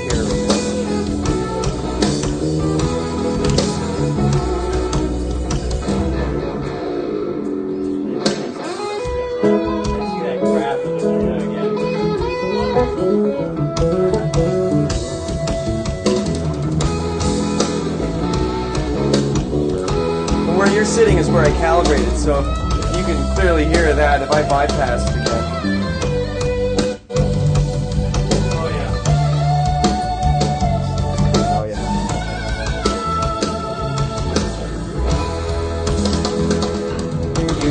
Well, when you hear this stuff, is there a certain setting it finds that a reference point after a while? If you played the uncalibrated thing, you sat here for a while and said, oh, that sounds pretty good. You might, well, you would definitely be mixing towards that, and that would be horrible. Just think about that. If we look at the left speaker again, and The answer to your question on a psychoacoustic level is yes. And you can see this really dramatically, for example, in my professional studio. I have a bunch of these, like they're called Avantones. They're these little single driver crappy speakers. And if you put those on, they sound terrible coming off the Genelecs, right? But then as you work on them, you get used to them, and you say like, all right, that sounds okay. You know intellectually that it's not great sounding, but your mix sounds good, and you're like happy with it. And then you put the Genelecs going, and go, whoa! I didn't realize how much I was missing. So yeah, your ear acclimate to the source, and what you have to use your intellect for is to realize when that's a mistake, and that's Sort of like a white noise. yeah, there was a period there where my measurement system that I used would burst pink noise, and I just got so used to that. Like, I would just go into a room and I'd do shh, and I knew when it was off, which is frightening. It's frightening. So is that without any subs? That's just those. Yes. That's without sub, yeah. What was the other? Was some what's a good feed? Yeah. What else do we have? Oh, yeah, let's do this one. This is good. Oh yeah, that's right. Yeah. And this has got a lot of bass in it too. If I bypass that, you would definitely.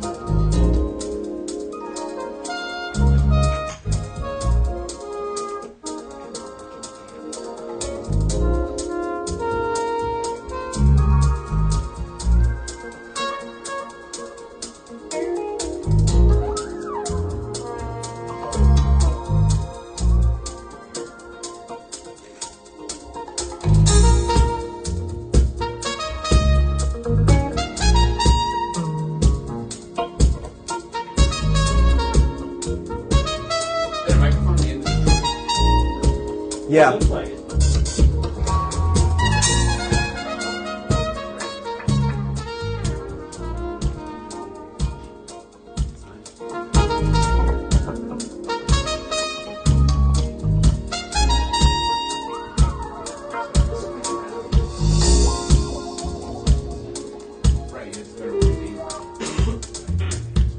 It was the 3rd of September. That day I'll always remember. Yes, I will. 'Cause that was the day that my daddy died. I never got a chance to see him. Never heard nothing but bad things about him. Mama, I'm depending on you to tell me the truth. Mama just hung her head and said, Papa was a rolling stone. Yeah, yeah. Wherever he laid his hat was his home. And when he died, oh, he left us alone. Yeah. Papa was a rolling stone. Yeah, yeah, yeah. Wherever he laid his hat was his home. And when he died, oh, he left us alone.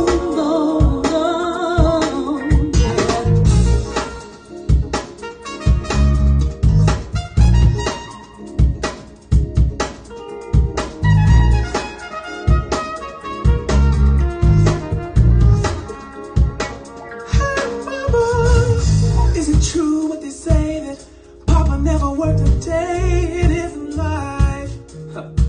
Saying Papa had 3 outside children and another wife. That ain't right. Talking about Papa doing some storefront preaching. Talking about saving souls and all the time leeching. Dealing in dirt, stealing in the name of the Lord. Ooh, yeah. Papa was a rolling stone. Yeah. Wherever he laid his hat was his home. And when he died, ooh, they left us was alone. Yeah. Papa was a rolling stone. Wherever he laid his hat was his home. And when he died, ooh, they left us was alone. Whoa, whoa, whoa. The sync's so off on the. Oh. Yeah.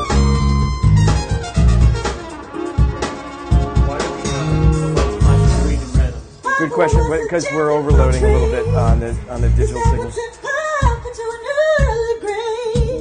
Folks said Papa would beg, borrow, and steal just to pay the bill. I don't know if that helps. Folks said Papa was never much on thinking.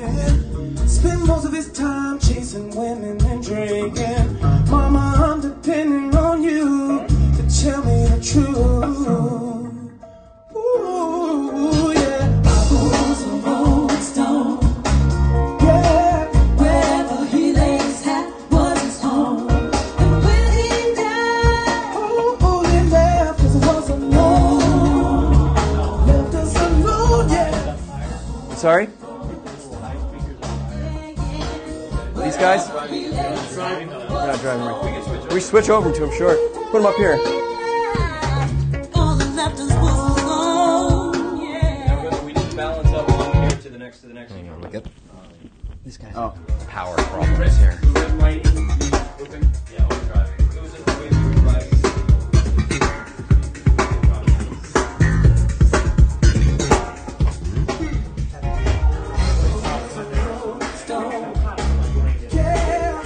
Cool, huh? Kicking ass.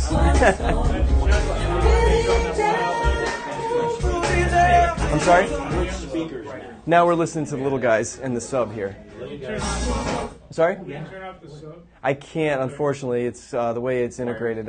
If I turn it off, we're going to hear just 85 hertz and above from here. These go lower than that, so I mean, I would actually have to. No, you wouldn't have to, but just in the way I have it wired right now.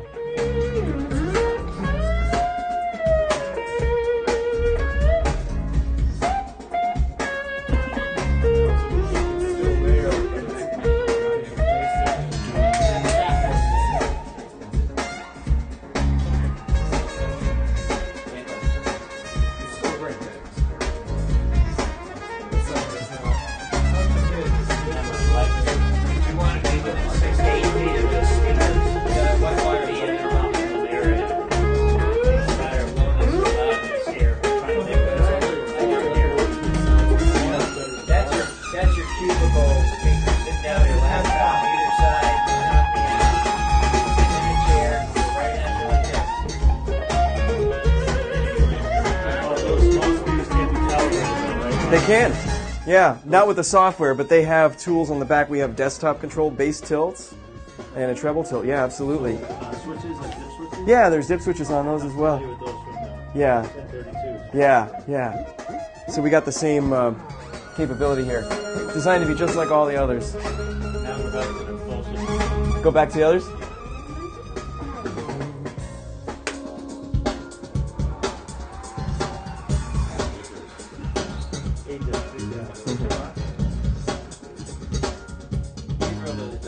Well, you gotta hope there's gonna be some difference, right? Right? I mean, they're a lot bigger and a lot more expensive.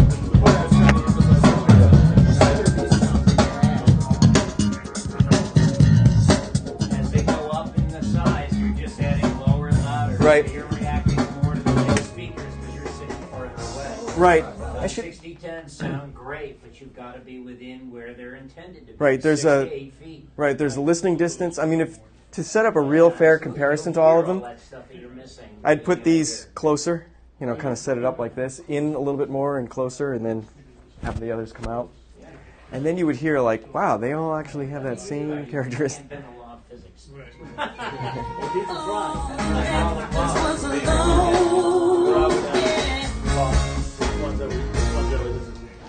These guys right now. Oh, and then I switched to the 8030s. Yeah. So hopefully that gave you a pretty good feeling for it. You know, 'cause that's a lot of what we wanted to talk about today was not just the technical, but how it feels. Yeah, I mean, once we got to the listening part, yeah? Play the 8030s? Sure. Once we got to the listening part of it, one of the things I was going back to was like, oh, you could tell what microphones they were using. You could hear the quality of the microphone coming through these things.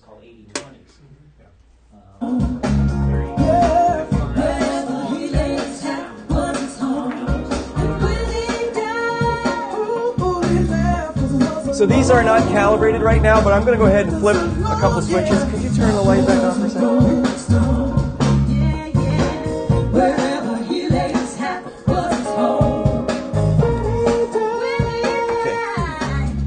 Turn the light up. Did anybody? It's a subtle thing, but can you hear the difference right there? What did you do? A bass tilt, -4. I brought it down 4 dB, knowing that we got it predicted maybe 6 dB actually of gain there.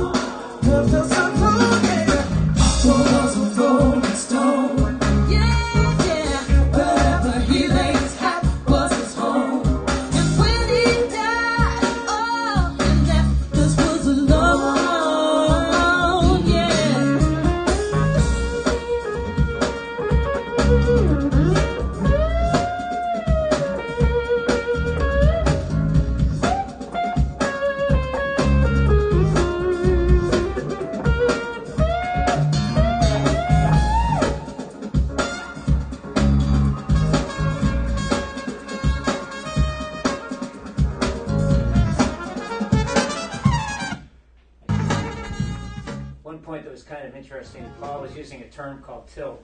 And I bet you your receiver at home doesn't say tilt on it. What we are avoiding is that poisonous phrase called equalization or EQ. EQ in the hands of the uninitiated ruins everything. What you cannot do to any of those Genelec speakers with all the little levers in the back, and the bigger they get, the more levers you have, is they all take away, but they do not boost anything. So if anything, we're compensating for overreactions of the speakers to the room, so we're pulling things down. That's not a bad thing. Bad things happen when you add stuff to Oh, it. then you could be changing an effect of frequencies in and around the area that you're trying to boost. You got all sorts So of we things have to bass and treble tilt. We're tilting it down, we're rolling it off. That's a Finnish way of putting it. So when people say I messed with the EQ and the Genelec, we cringe a little bit, correct them politely, and say no, we mess with the EQ at all. So some of the things that we talked about is, in closing here, the realities of physics. They're not suggestions, as David mentioned. But looking at the diagram there, just kind of showing you The sort of things we don't recommend. And you see the speaker sitting on the meter bridge of the console, sort of like being on the desk, and you can see the energy that's bounced hits your head. You're trying to avoid that. So by having it on a stand, as you can see, we're trying to misdirect the energy that's going to eventually hit the console or the table and get it away from you. Another area is the cancellation, how far you are off the wall. Sometimes you have no choice. Bear in mind that if you do, you could expect there to be some kind of issue and you might have to compensate for it somehow. For music, do you have a general rule as to how far off that front boundary you want to float those speakers? Well, that's a good question. Like rule number 3 on those right there. Or is it just like, it's gonna cancel somewhere along the line? It's just a question of where you choose. Exactly, and that's it. What does it say there? Rule number 3: best location for most speakers is either very close to the front wall or far. Because we can compensate, as Dave said, we can compensate with a bass tilt. You just saved me a lot of trouble. Really? Yeah, because I was like, I'm gonna go home. I'm gonna move those shelves about a foot off the wall, and you just saved me a ton of trouble. Yeah, no. So close to the wall is good. Close to the wall is better, right? You're dealing with loading, but you're not going to have the other problem. You said a foot. Well, let's take a look at a foot. Where could you expect there to be a cancellation? I mean, that's 100 hertz. No, where am I? Around probably 400 somewhere. I guess I without doing the math. But if you look at the shortest quarter wavelength on this tape measure showing 200 hertz, and that's at 17 inches. So you can just imagine, further up, the higher up it goes into a critical area, right? And that's where the cancellation happens. This is kind of a change in topic, but I'm wondering how many, thinking about this in terms of music versus in terms for mixing for picture, I'm aware that the concerns are at least somewhat different, and I don't even know how to approach the topic, but I got to think that the optimal system for mixing the picture might be approached a little differently than if you're dealing with music. The fundamentals are still the same. We want symmetry. Mm-hmm. We need the same distance between your left, center, right to the listening position, the rears coming at you at the same time. If you're off the wall like this, we know that we're going to have a subwoofer, and mixing for a picture you most likely are with LFE anyway. So finding the best location for the sub, it's all still related. But I'm thinking along the lines of, like, if you're sitting here thinking about, okay, I'm going to have a cancellation. I'm going to put somewhere in my bass frequencies, the difference between that kick drum happening, twice, 2 or 3 times every second versus where's the cancellation going to be for my sound effects? Because there's not a lot of useful energy in a voice around 100 hertz. So how do you decide? How do you even start thinking about, am I going to optimize my facility for music? Am I going to optimize it for dialogue? Oriented things. I'm not sure. But I know it's differentiation. I think it's the basics flat. of where you're positioned to your speaker in your environment, your room. I mean, if any of you are considering a Genelec solution or whatever, we don't sell a Genelecs based on the price. We will give you an idea of what would best work in your environment. Tell us what your environment is. Maybe you're sitting in an apartment and you got a great view of the lake, and that's where you like to do stuff. No doubt. Got glass, and maybe that violates all rooms of acoustics, but tough. It is your room. Yeah. There's always a compromise. There's always a compromise. Every room I've ever been in, there's a compromise. There's always difficulty and there's a challenge, and trying to work around that as best you can. Every room has it. It's kind of holy grail, the whole thing. It's like it's never perfect. Never. You never get it. But we're so much closer just by starting with these. I mean, that's in summary. If you look at these and you say, you know what, to Dave's point earlier, 80% out of the box. You're gonna be so impressed compared to what you're using now. That then once you understand, then you're finessing. Right. Dave, right? Yes. I had a chance to say, yeah, you too. When we were up at your studio, I remember we had some difficulties because of the positioning of the speakers, and when we took them off the console and moved them back, we got a much better response. Yeah, that made a big difference. Yeah, Isn't it? Yeah. And then it's still back there. That's cool. And then the subwoofer, when we brought that in, I remember Michael Blackmore had come up. Yeah, and that was key. It was a good day. The And subwoofer was, no, I mean the subwoofer was key. That made a big difference. Yeah, right. For us to hear what, and people were talking about translating. That gave us that flat response in the bass, so it translated so much better. Yeah, Yeah. because I remember the issue that you guys had when it first happened was the low end was just not. It was bad. You know, you guys were complaining that the mixes were too bass heavy. I think, right? Yeah, and we didn't know what to do with it. Right, and then when we got up there, it was because there was no low end to be heard of at that position because of the way the speakers were coming off. The speakers were 3 feet off the front wall. That notch was at right there at 100 hertz or there and abouts. And everything below that was really down. We moved the speakers up against the wall, moved the listening position a little bit more forward, and everything came up. Yeah. And it was a huge difference. And that's with the Michael Blackmore room. Yeah, right. So, yeah. This is a good point. This was a well-designed, from an acoustician, a well-designed room. I mean, this was a great room. And it was surprising to see that. Like, what happened? And it was just because of orientation of where the speakers were sitting in the room. Yeah. It's not as simple as saying, I'm not getting enough bass in my room. I'll just put some more bass in my mix. No. Yeah. No. Simple. No. It's a nightmare for the mastering engineer. Right? Yeah. You have to do that. I mean, at some point, a little bit in the beginning. But as you tune it in, and then you'll know. You actually know what you're hearing and know how it's going to translate. Yeah. But that's why we called Paul in. We were doing that. It's like watching maybe watching a movie with blindfold on, or thinking maybe a black and white movie and how it would look in color. Like there's no way. Right. It's all guesswork. And how much bass do you add? It really comes down to making an environment trustworthy. What's right? that? It really comes down to being able to trust your environment. Trust the environment. Yeah, and the confidence. I can tell you, in my experience, then the worst thing is when you have a studio and then you identify a problem with it, because so much of our work depends on trusting the environment, that as soon as you feel like it's untrustworthy, it's like you can't do any work. It's like just emotionally go to hell. So, taking the time and really investigating the environment, identifying the problems, and then compensating for them so that you know you've taken those steps and what you're hearing is true, allows you to get past all of that and really do your work. And then the fact that you then take those mixes other places and prove that it's repeatable and translatable, that just cycles back into, yes, that work was well done, that time was well spent, and the cost of the monitoring system, the cost of the room acoustics was all well spent, because now when I do my work, I'm doing it right. I'm not just throwing my time away.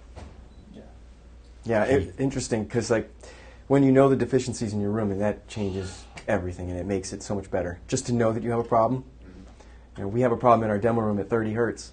I mean, that's not a bad place to have a problem, but we live with it. I was at a studio once where the subwoofer, the guy was complaining that he didn't have enough 60 hertz, and I was like, man, the fact that you even know that it's 60 hertz is great. And it was just sublocation. The sub was quarter of a way playing 60 hertz off from the front wall. We moved it back, and the 60 hertz came back. It was a cool day. I look at it as my job is sort of like the painter at the end of a contractor's job. The contractor always gets all the grief, but it's the painter when the homeowner comes back and they look like, oh, it looks beautiful. Thank you. You're the touch-up guy? Yeah, exactly. Did the line up there. And at some point you do have to back off, because if you sit there and analyze it too much, it's like being up on the ladder and etching it, And when you're right up on it and you're like, I just made a mistake, And then when you get off the ladder, you're like, what were you complaining about? It looks straight from here. Is this stuff available on the website? Absolutely it is, yep.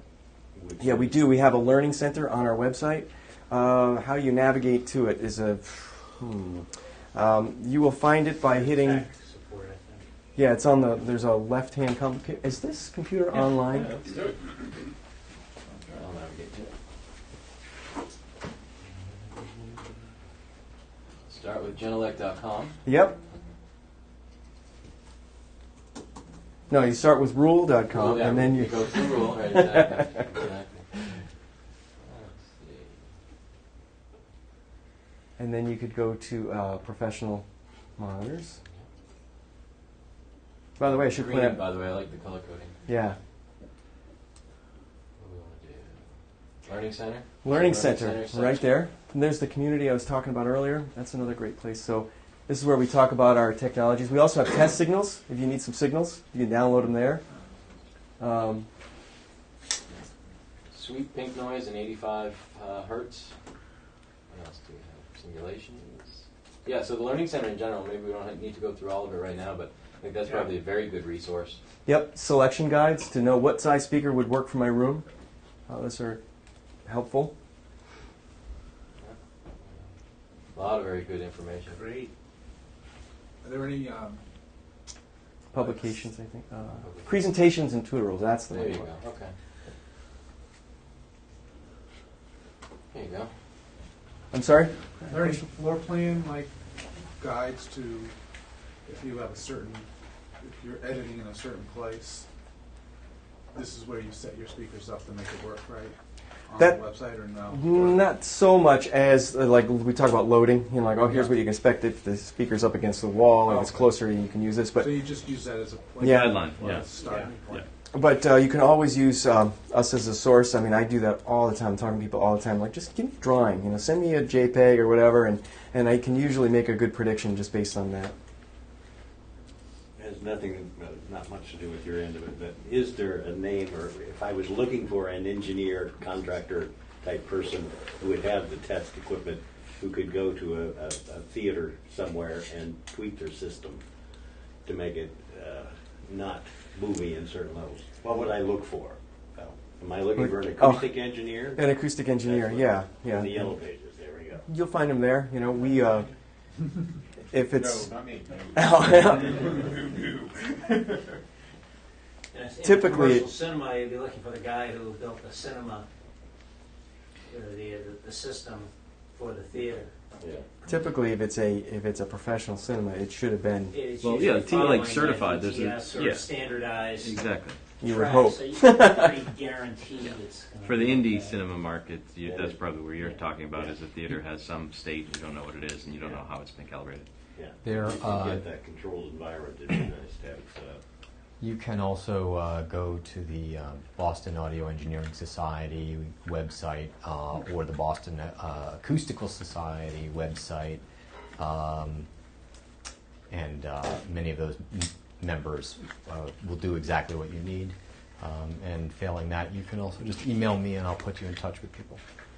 Here is that topic, placing loudspeakers correctly in control rooms. And then room response controls, all those different things. So it's all there for fun reading stuff. Good. I think that's a good place to kind of wind it down. I appreciate everyone's time today. Hopefully, I always learn something when we talk about these things, and I sort of visit them again from a different angle, and you kind of think about things in a different way. So hopefully, we've given you all, something new, something different to think about. Not to make you, paranoid or freaked out about what you can't do, but certainly I think to have exposure is the first place to make improvements. So thank you again for all of your time. Thank you to everyone from Genelec. And thank you, Jordan, for coming out.